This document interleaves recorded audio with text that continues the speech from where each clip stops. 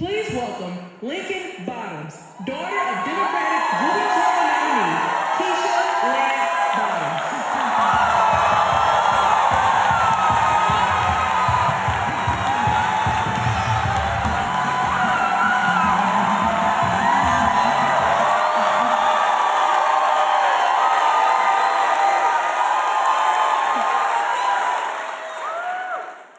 Hello, everyone. I'm Lincoln Bottoms. Keisha Lance Bottoms is my mom. She has spent her career serving her community as judge, as a city council member, and as a mayor. After the last presidential election, she wanted to know what she could do to continue serving our state. And after some long talks with our family, she decided that she would run for governor.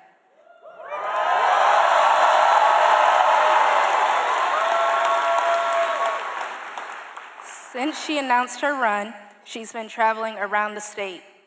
And I've gotten to see firsthand how she has stood in rooms full of people and listened to their concerns and also answered their questions about what she will do as governor.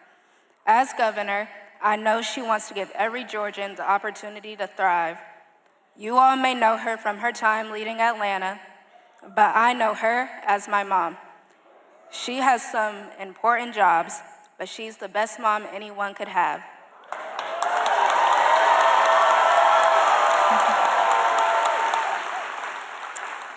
And I know she's going to be the best governor. So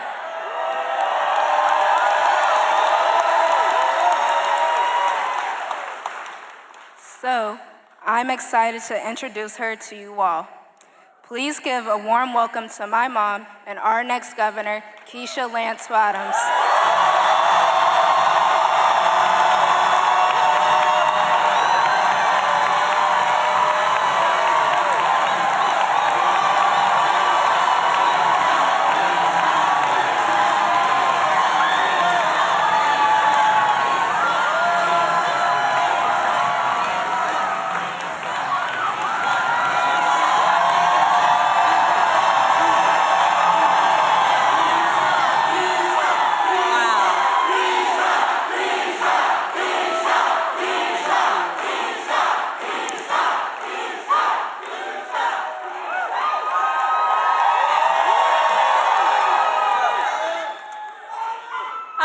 I love you too, and that's my baby girl, y'all.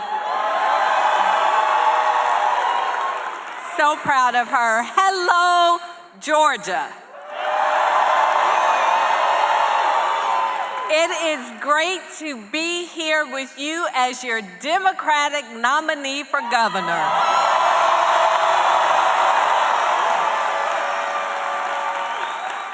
It's been almost 2 weeks since the primary election here in Georgia, where we won 158 out of 159 counties in the state.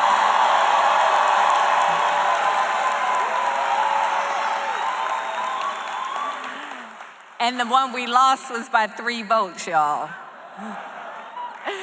Georgians reminded the nation that our votes are our voices, and our voices will never be silenced.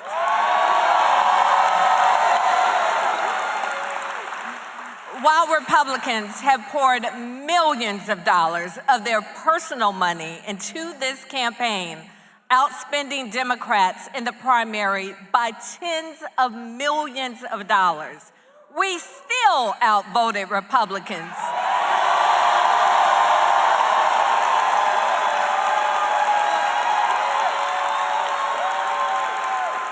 Not by little, but by 150,000 votes almost. That is the largest margin Democrats have had since 1998. And do you know what else happened that year? We sent a Democrat to the governor's mansion.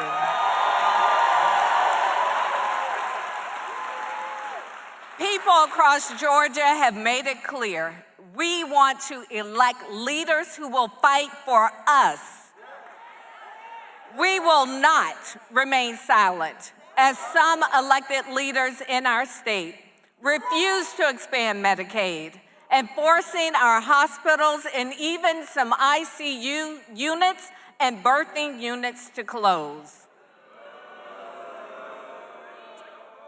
Georgians will not sit by as those same leaders do nothing to stop the chaos coming out of this White House from this White House is making lives of Georgians more stressful. They're making it difficult for families across Georgia with rising grocery prices, healthcare prices, and gas costs. And Georgians certainly will not sit by as those same leaders threaten the voting rights that generations before us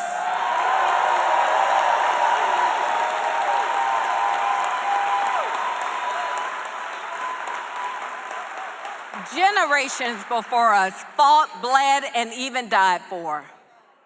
And let's talk about Burt Jones and Rick Jackson.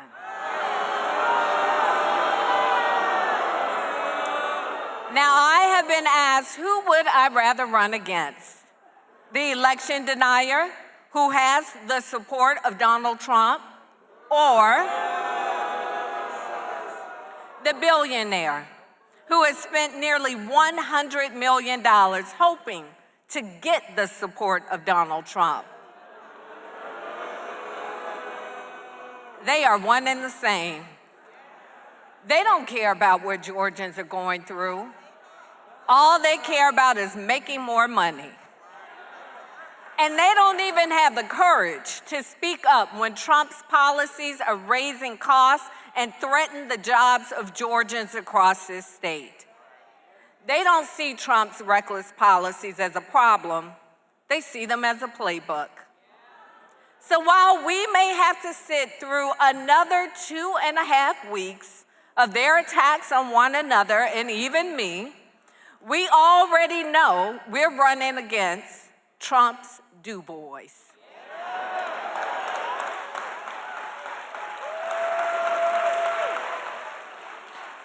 That's why this year we are going to get to work electing and re-electing leaders across this state, like Jon Ossoff, who will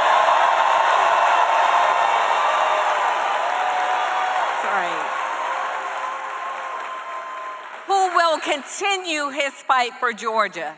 Since being elected, our senator has helped pass legislation to lower housing costs for Georgia families. He secured more than $700,000 to train teachers for rural school districts. And just last week, his work in Washington delivered funds that will bring better health care services for patients in Metro Atlanta and North Georgia.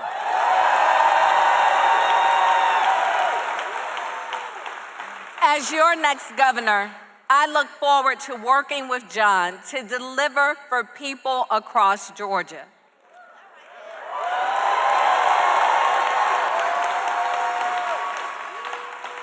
Since launching our campaign, I have traveled across the state. I've spoken with workers at the Port of Savannah, seniors in Sparta, students, all right, Sparta. I met a cousin in Sparta. Students in Dahlonega and Georgians and Georgians everywhere in between. Are you in between? All right. It's the conversations that I'm having that drive my vision for our state. I'll get it done on day one to expand Medicaid and make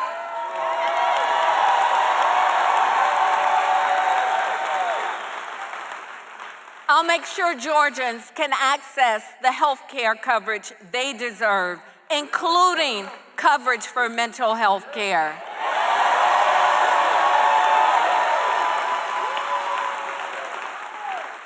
I'm going to fight to lower costs and ensure families can afford to buy or rent a home. And we are going to crack down on corporate landlords. These corporate landlords who are making it harder for people to afford housing and live in their homes in dignity. I am going to fight to make sure that pre-K is available for every 4-year-old in this state. And we will raise our teachers' salaries, their starting pay. And we will work to eliminate their state income taxes. We will create a pathway for free technical and community college in this state. And we will support our small businesses with grants and low-interest loans. And we will protect the fundamental right to vote. And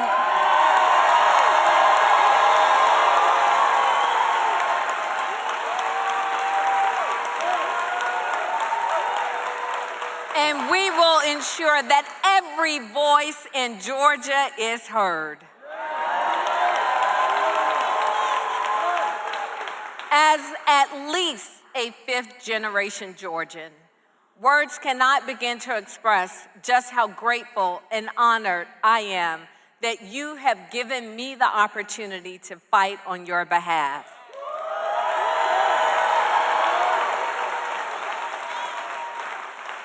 We have a long road ahead of us until November, and we know that we will have to earn and fight for every vote. But I'm no stranger to tough fights.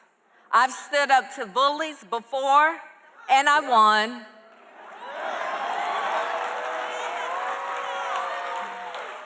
And as your next governor, I will wake up every day thinking of you and working to address the issues that matter to you, Georgia.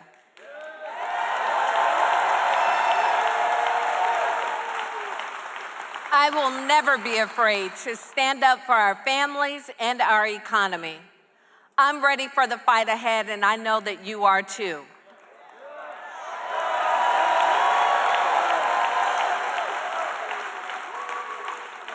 So what we're going to do, we're going to tell all of our friends, every member of our families, and every one of our neighbors that we need to re-elect Senator Ossoff.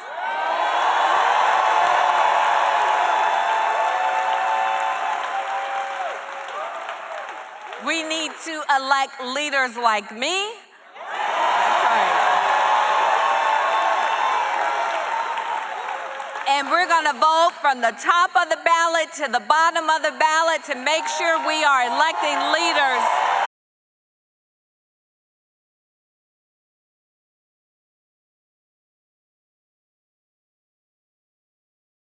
Thank you, Georgia.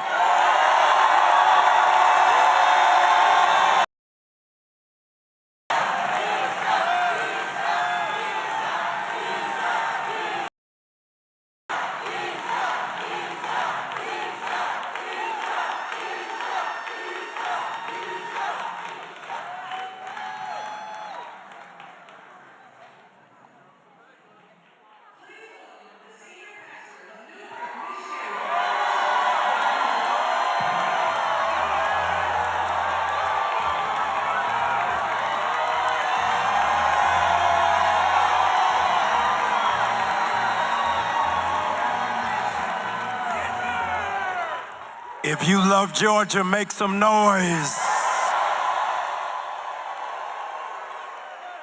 Georgia impacts and changes the world every day.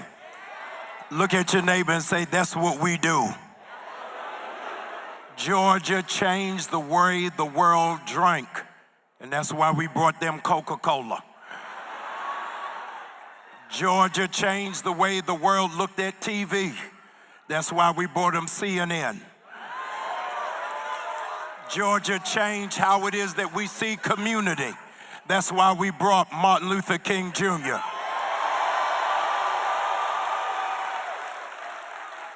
When we lost John Lewis, America thought Georgia was over. But when we lost John Lewis, God brought us Jon Ossoff.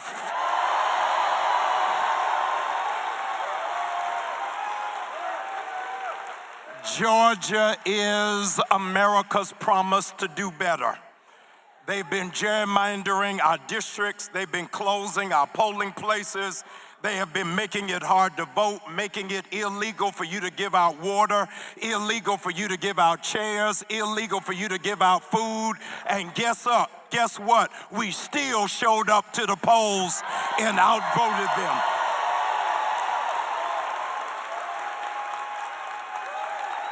In America, voters are supposed to pick their representatives. But in 2026, the Republicans are now trying to pick their voters. But those of us who are here tonight who understand that the best people who we ought to pick are in the building tonight, would you celebrate Jon Ossoff and Keisha Lance Bottoms? In 250 years, America has never had a black woman as a governor. November 3rd, that changes. We're gonna make history.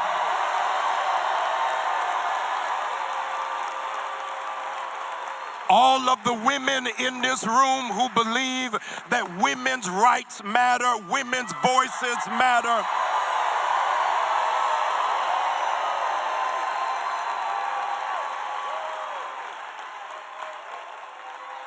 we salute, we celebrate, we stand by, and we are going to vote for the next governor for the state of Georgia, Keisha Lance Bottoms. Would you celebrate that? There are parts of America that are afraid tonight, and they are afraid because of the man that we stand beside, the man whose arms we lift up. Because there are some people who enter politics because they want something. There are people who enter politics who think that they can take something. But the man tonight who I am honored to introduce, he did not inherit power, he earned it. He didn't slide into his seat on the shoulders of a dynasty, he fought for it. And not only did he fight for America, he fought for every person who is in this room. And because your voice matters, you ought to be glad you have somebody who speaks up for you. When they told Jon Ossoff that Georgia wasn't winnable, he went to work. When they said the runoff was a long shot, he started knocking on doors. When they tried to suppress the vote, he stood on corners. We do not have a rollover, mealy-mouthed, spineless leader. We have somebody who will look Mitch McConnell in the face.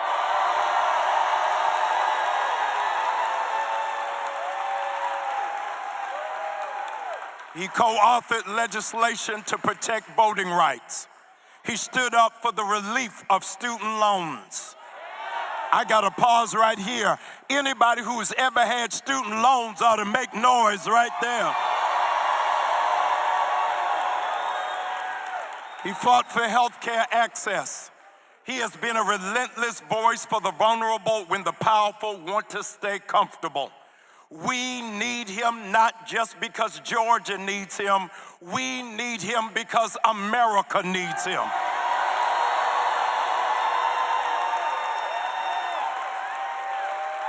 We need him because the middle class is being squeezed.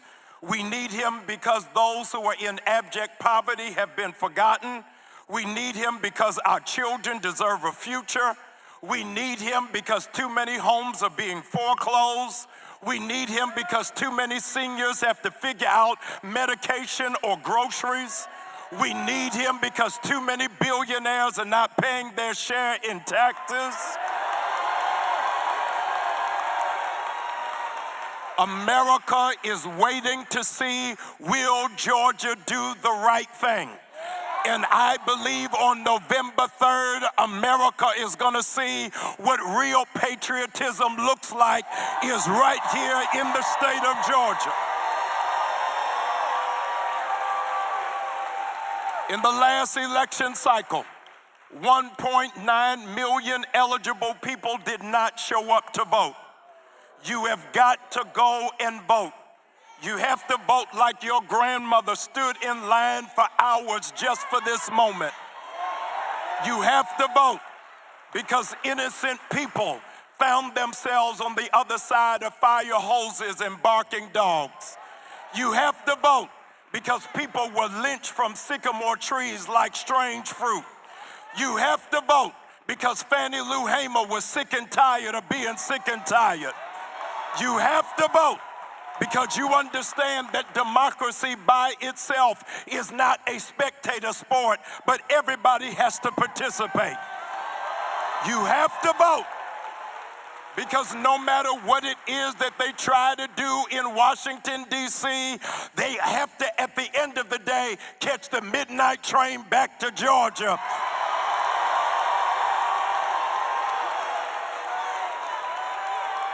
So those of you who still believe that this is the land of the free and the home of the brave, and that we have the inalienable rights to live in the place of prosperity, that the next generation is going to be the best generation, I want you to clear your throat and make some noise for our leader and our senator, Senator Jon Ossoff.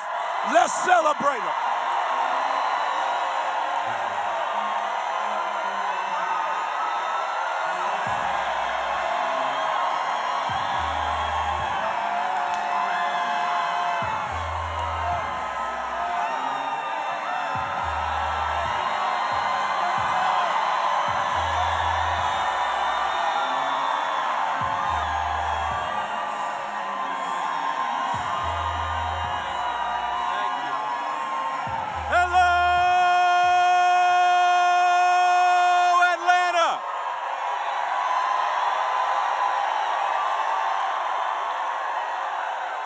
Atlanta.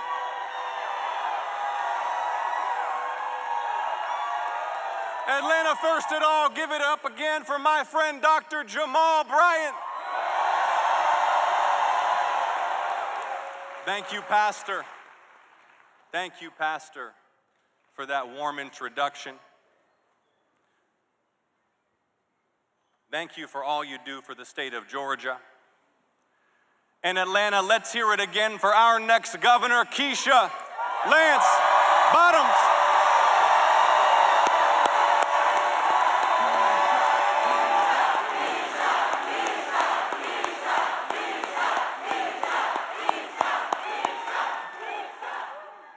Now I'd like to ask every veteran, every military service member, every military spouse, please raise your hand if you can and be honored by all of us here today for your service. Thank you so much for your service to the country.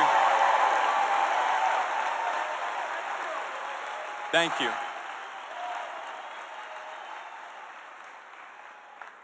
Now Atlanta, these crowds, they keep growing.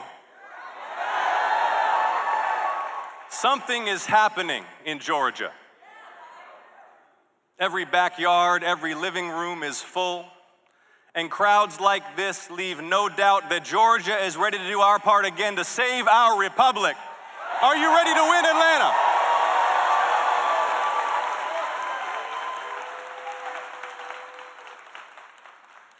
Something is finally waking up. Do you feel it? Turn to your neighbor, say, I'm awake. Say, I'm all in.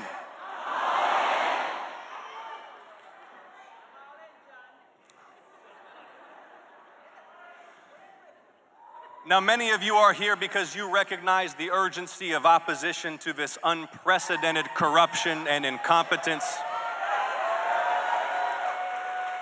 And you recognize the stakes of these midterm elections when Georgia's voice will be decisive once again. His presidency crumbling. Donald spent Saturday complaining on the internet.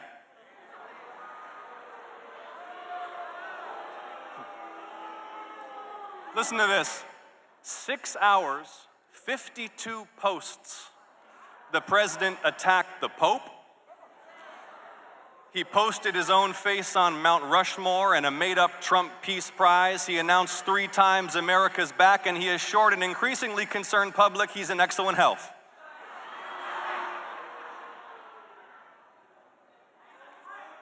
And when not posting, he's been trying to rob us. Have you seen it?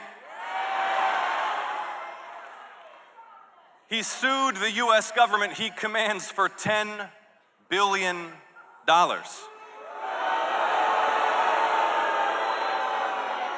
Then he settled the suit with himself to create a $1.8 billion slush fund so he can cut checks to cronies and Jan 6 foot soldiers.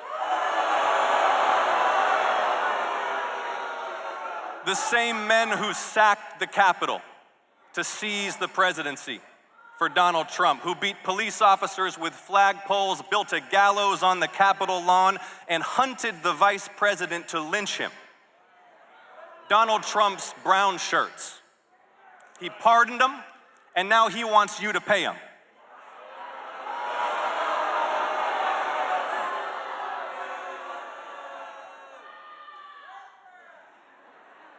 He's trying to put his face on the money. Did you see that?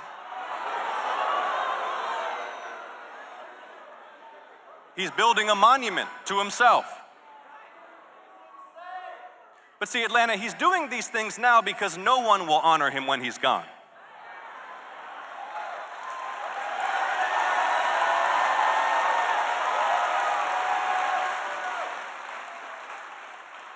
Because he's a failed president and a national disgrace.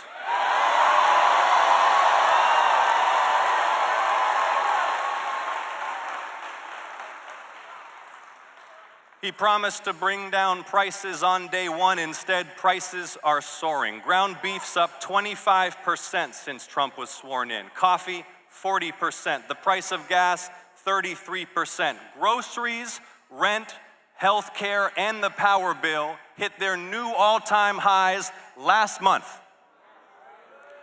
And while you pay more for everything, Donald Trump wants your tax dollars for what many are calling the Jeffrey Epstein Memorial Ballroom.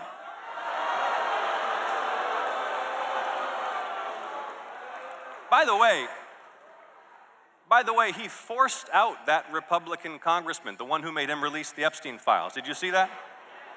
That is true commitment to the cover-up. This president promised a golden age. Instead, the economy's lost tens of thousands of manufacturing jobs since he launched the big illegal tariffs, and more Americans are falling behind on their credit cards than any time since the Great Recession. Inflation's higher than when Trump took office. Unemployment's higher than when Trump took office, and consumer sentiment's at its worst in 70 years. The president promised to fight for the working class and end foreign wars. Instead, he cut your health care to give the rich another tax break, and last week, yet more Americans were wounded in a war no one voted for and no one can explain.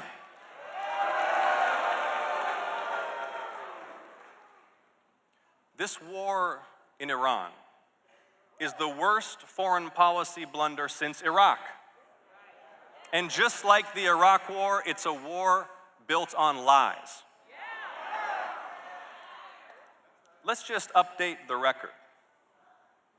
On day one of the war, day one, the president said it was running ahead of schedule. On day 10, he said it was very complete. Day 21, getting very close. Day 32, leaving very soon.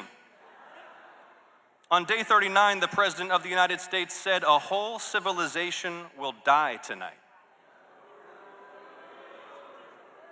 And on the next day, day 40, he declared total and complete victory. Day 67, great progress. Day 79, the clock is ticking. Today is day 92. And on day 92, Iran's ballistic missiles and drones have not been destroyed. The Strait of Hormuz, which was open before the war, is still closed. The regime is intact, along with its stockpile of highly enriched uranium. A stockpile Iran only built after President Trump shredded President Obama's Iran deal. You remember that?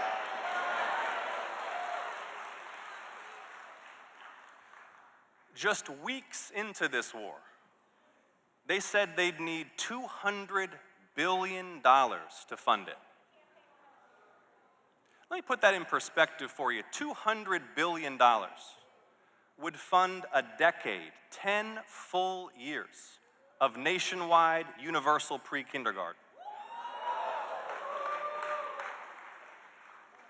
The America First president who said he would end foreign wars to put America first and focus on America's working class.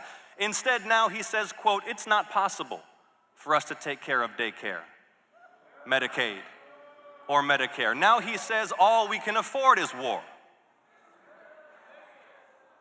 Now he demands we cut cancer and Alzheimer's research to throw even more money at Pete Hegseth's Pentagon.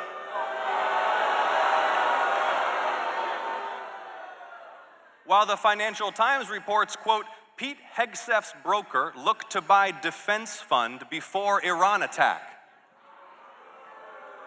Y'all remember they promised to drain the swamp? Instead, this is the most corrupt administration of all time, and everybody knows it. Everybody knows it.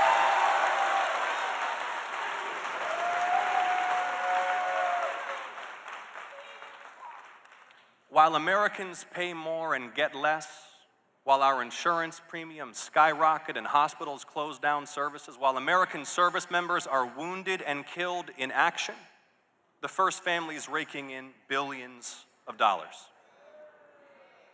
Just listen to this. Last September, the president of Kazakhstan calls Donald Trump and says he wants to grant tungsten mining rights to an American company. And the very next month, Eric and Don Jr. get a stake in the American company pursuing the mining deal. 6 days later, 6 days after Prince Eric and Prince Don get their stake, Kazakhstan announces this company will get, quote, the largest known undeveloped tungsten resource in the world. A few more weeks go by. And then the US government, run by their father, sets aside $1.6 billion of your tax dollars to fund and finance their mining project in Kazakhstan. All this while you pay more for gas, for groceries, for healthcare. And that's just the tip of the iceberg. Billions from foreign princes and oligarchs. Sweetheart real estate deals all over the world, taxpayer funding to Trump-backed companies. And listen, here's the bottom line. If you're involved in any of this, next year you'll be raising your right hand and swearing to tell the truth, the whole truth, and nothing but the truth, so help you God, in front of the United States Congress.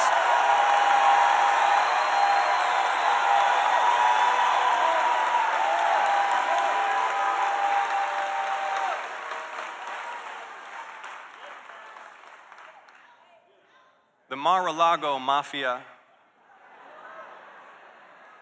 has taken American corruption to spectacular new heights. But corruption in America runs a lot deeper than Donald Trump. American politics is coin operated. Money goes in, favors come out. And that's why spectacular wealth buys an ever greater share of power over our national affairs, while the mere citizen is treated with contempt. Citizens United was the most destructive court decision in modern American history.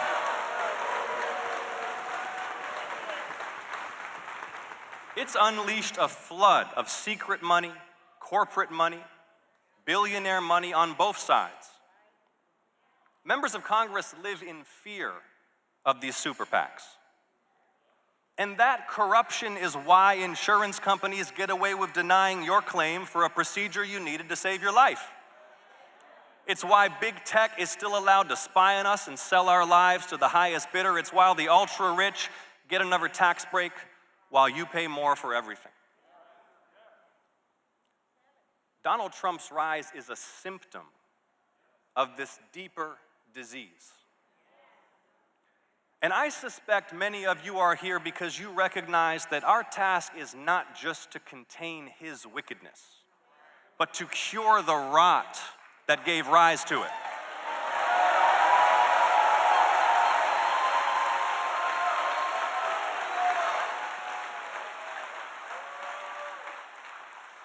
That this broken moment is an opening not for restoration, but for reformation. Because who really supports allowing unlimited secret political money to bend the national agenda in darkness? In East Point or Valdosta or Brunswick or Columbus, if I ask anyone, Democrat, Independent, Republican, Independent, none of the above, if I ask them whether this is how things should work, doesn't matter who they are, the answer is a resounding no. And if it takes a constitutional amendment to end Citizens United, we'll deliver a united Georgia to ratify it.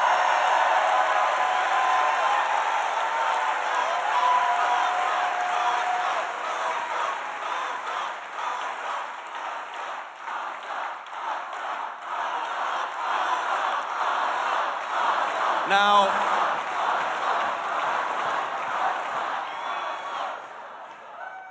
speaking of corruption, my two opponents.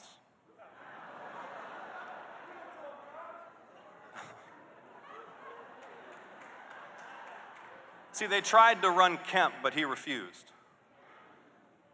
So we're left with the congressman who's only a congressman because his daddy was a congressman, and the coach who's only a coach because his daddy was a coach.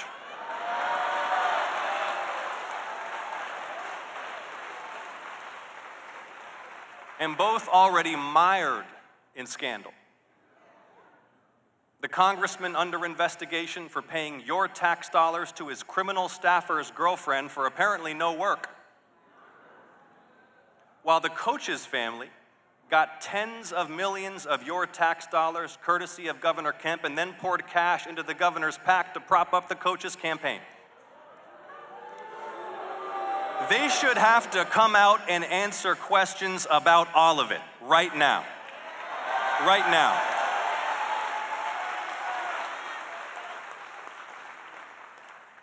But Atlanta, it doesn't matter which one wins. They're both corrupt political insiders, and they're both pro-war, pro-tariff, and pro-cutting your health care.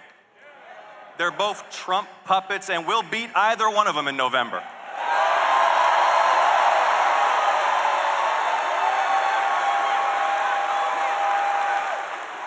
And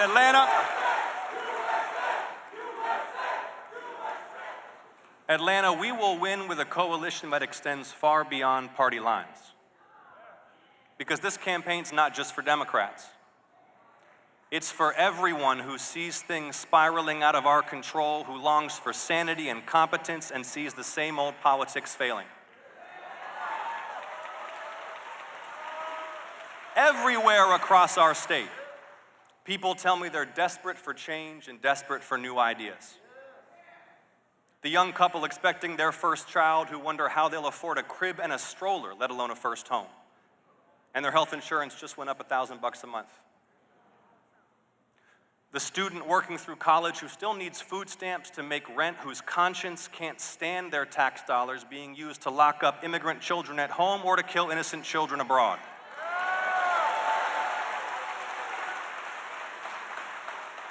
The South Georgia farmer whose costs rise and earnings fall each year, whose kids have left the family farm, who had to wait almost 2 years for federal aid after the hurricane. See, Georgians are sick of being ripped off, taken for granted, disrespected. Because we're told a story that if we work hard and play by the rules, we'll thrive. That no matter who we are or where we start, the grind will pay off. But for too many across our state, this story just isn't true. Groceries, rent, insurance, taxes, the car note, the power bill, the math just does not work. And it feels like no matter how hard you hustle, you can't get ahead. The culture wars are exploited to divide us, while our hospitals close, while hedge funds buy up all the houses in our neighborhood, while we have to pay $3,000 for an ambulance. And Georgia is in the midst of a healthcare emergency. It's an emergency that some of our so-called leaders dress up as normal. They try to numb us to the suffering they've caused. They've continued to block Medicaid expansion while Georgia lost 21 hospitals in 20 years. And then last year, they gutted Medicaid nationally. Listen to this, 40% of all Georgia kids are covered by Medicaid. 50% of all Georgia births are covered by Medicaid. 70% of all Georgia seniors in nursing homes are covered by Medicaid. Already one labor and delivery unit in Georgia has closed, citing those Medicaid cuts, with more pain coming for hospitals and clinics and nursing homes. And then the Affordable Care Act cuts, which have doubled premiums for more than 1 million Georgians and caused hundreds of thousands to lose their coverage just in the last few months. All this when here in Georgia, we already have the second highest uninsured rate in the nation, the third fewest mental health providers, the fourth worst newborn weight at birth. Just wrap your heads around this. When you're born in the state of Georgia, your life expectancy is shorter than if you were born today in Lebanon, a country that's been in a state of intermittent war for decades. And now consider this, our state's economy, just our state's economy, is 40 times larger than Lebanon's national economy, but they're living longer than us. The legendary civil rights leader Marion Wright Edelman said, "We don't have a money problem. We have a profound values and priorities problem."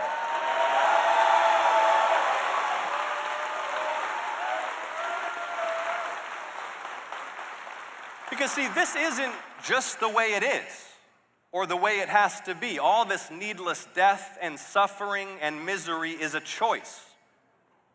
Georgia's leaders have chosen to leave Georgians without insurance and without hospitals. They're down having a stake at the palm, handing out your tax dollars to their donors while women hemorrhage in Georgia labor wards because they didn't get prenatal care. But Atlanta, when you elect a Medicaid expanding Governor Bottoms in November, together we can get Georgians covered with great health care, save our hospitals, and build and open new ones to serve every county in this state. So Atlanta, if you're ready to win, if you're ready to save our state and save our republic, I want you to take action with me together right now, right here. Are you ready to do something right now? Okay, I want you to take out your phones. Hold them up in the air once you got them. Take your time. I want to see those phones in the air. You got them? Okay, now you're going to open a new text message, okay? Put those phones back up when the new text message is open. Y'all still with me? Okay, you're going to send a message to the following number. Y'all ready for the number? Y'all ready for the number? The number is 51015. 51015. One more time. 51015. Y'all got it? All right, now what you're texting to that number is the word join. You're texting join to 51015. Okay, when you're done, put those phones back in the air. Let's see it. There you go. You just took action. You just took action. And we're going to have to work for the next 5 months because the whole country is counting on us again. There is an awful lot at stake. If ever a moment called for checks and balances, this is it. And it's not just the corruption and incompetence. It's this unmistakable project not to lead us, but to rule us as subjects. The president who once tried to overturn his own defeat now tries to jail elected leaders of the opposition, tries to prosecute Americans who defy or criticize him, tries to seize control of elections nationwide.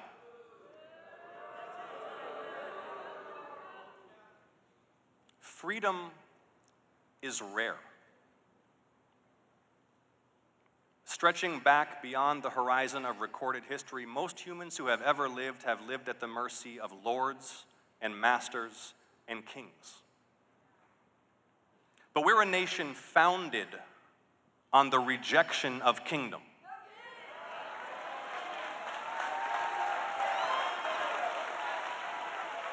We're a nation founded on the radical idea that all human beings have a natural right to liberty. Dr. King said of our declaration, quote, "Never before in the history of the world has a socio-political document expressed in such profound, eloquent, and unequivocal language the dignity and worth of human personality." And from those founding ideals, despite our sins and through courageous struggle, the flame of American freedom has grown brighter and bolder and given hope to the whole world. But in the winds that blow today, that light is flickering. And of all the freedoms hanging in the balance, none is more precious than the right to vote.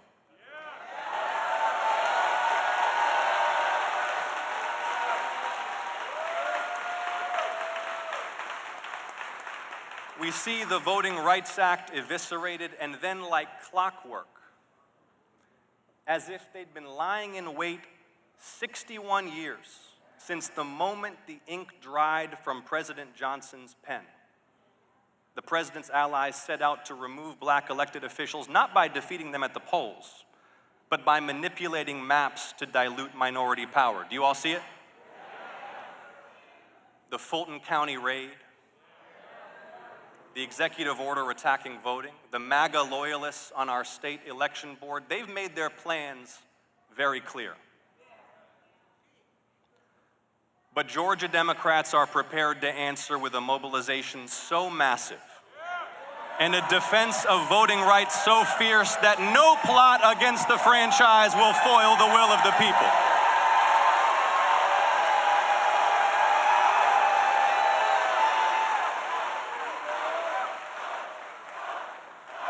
There you go.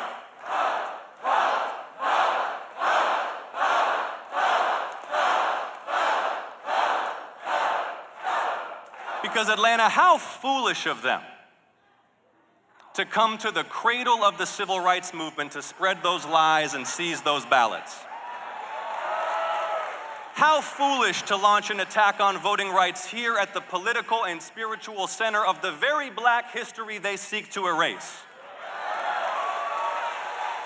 Their attacks only strengthen our resolve. And if all of us here do what we must do, the sound of feet marching to the polls this fall will be heard in every corner of our state and all the way up on high, where Congressman Lewis will look down and see a job well done.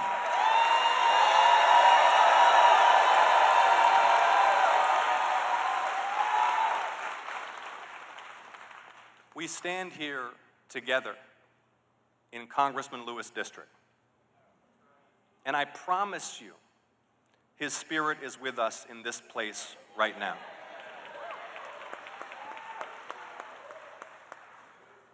In his final years, resisting the tide of deepening cynicism, he still elevated us. He reminded us that we all live in one American house and one world house. He called it the inevitable truth that we are all members of one human family. One human family. And I suspect many of you are here today because you're deeply troubled by the pain so many of our fellow Georgians and fellow Americans and fellow human beings are enduring right now. The terror of a child watching ICE take away his mother. The despair of a cancer patient losing coverage mid-treatment. Maybe they don't care in the White House or in the governor's mansion, but that ache in your heart, that pit in your stomach, that's what reminds us we're all in this together.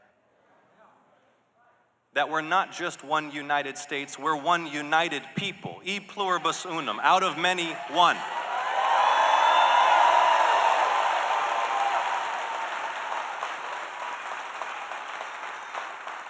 That we're bound together by the same great national spirit that passed civil rights laws, defeated fascism, and landed men on the moon. The United States is still destined for greatness.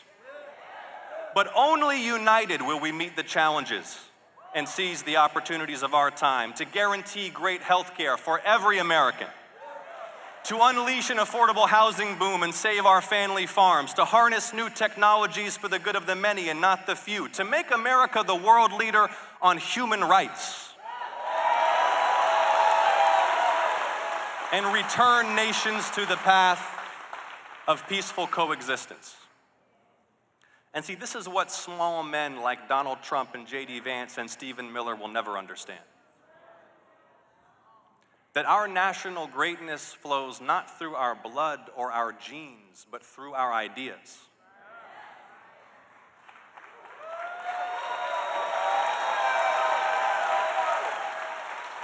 Americans are not a race, we're a people. United not by ethnicity, but by our shared convictions, and that is what makes us exceptional and a beacon to the world.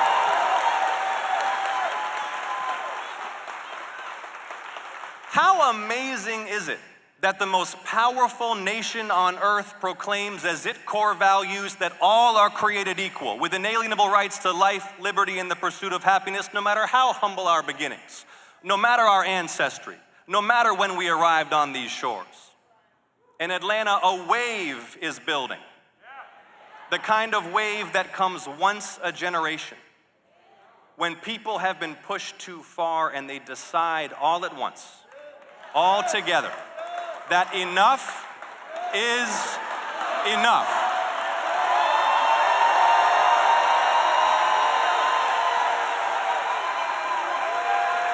So let's give them a united Georgia. Let's save the country again. Let's make sure they hear it all the way down at Mar-a-Lago that Georgia will bow to no king. Thank you. God bless you. Let's get to work. Thank you so much.